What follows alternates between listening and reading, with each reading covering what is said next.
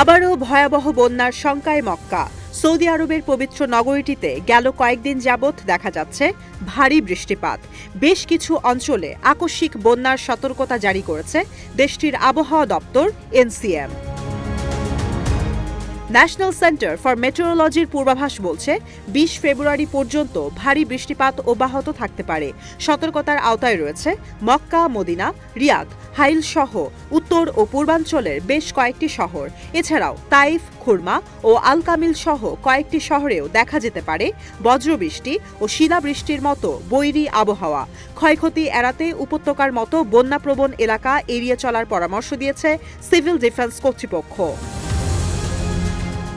NCM এর পূর্বাভাস অনুসারে জেদ্দা, শুয়াইবা ও আল-লিথে বাতাসের সর্বোচ্চ গতি পৌঁছাতে পারে ঘন্টায় ৪০ থেকে ৪৯ কিলোমিটার পর্যন্ত।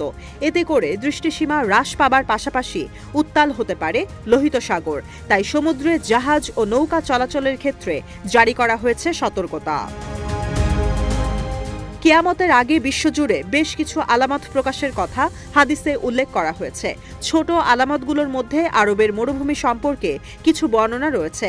এমনই একটি হাদিসের বর্ণনা থেকে জানা যায়, কিয়ামতের আগে আরবের মরু অঞ্চলে ঝড় বৃষ্টি বেড়ে যাবে, বন্যার কবলে বিপর্যস্ত হবে আরব উপদ্বীপ, পানির ছোঁয়ায় শুষ্ক মরুভূমি পরিণত হবে সবুজ অরণ্যে।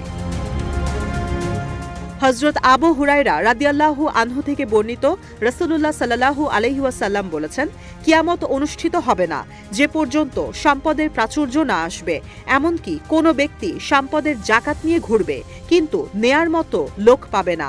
আরবের মাঠঘাট তখন চারণভূমি ও নদীনালায় পরিণত হবে।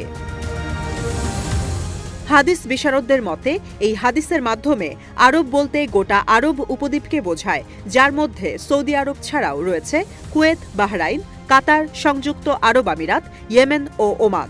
সাম্প্রতিক সময় পুরো উপদ্বীপ জুড়েই লক্ষ্য করা গেছে আবহাওয়ার পরিবর্তন। গেল বছর নভেম্বরে বিরল তুষারপাতের সাক্ষী হয়েছে সৌদি আরববাসী। প্রচণ্ড গরম ও সোনালী বালির টিলার জন্য পরিচিত আল জৌফ অঞ্চলটিতে এমন ঘটনা বিরল। সে সময়কার ভাইরাল ভিডিওতে দেখা যায় মরুভূমির বালির ওপর জমে আছে তুষার, বরফের আস্তরের ওপর দিয়ে হেঁটে যাচ্ছে উটের কাফেলা। এর আগে গেল জুনে পবিত্র হজের সময় তীব্র তাপপ্রবাহে সৌদিতে প্রাণ হারান ১৩০০-র বেশি হজযাত্রী। আবহাওয়ার এমন বিরূপ আচরণ দেখে অনেকেই সৌদি আরবের বন্যা, তুষারপাত ও তাপপ্রবাহকে মনে করছেন কিয়ামতের আলামত।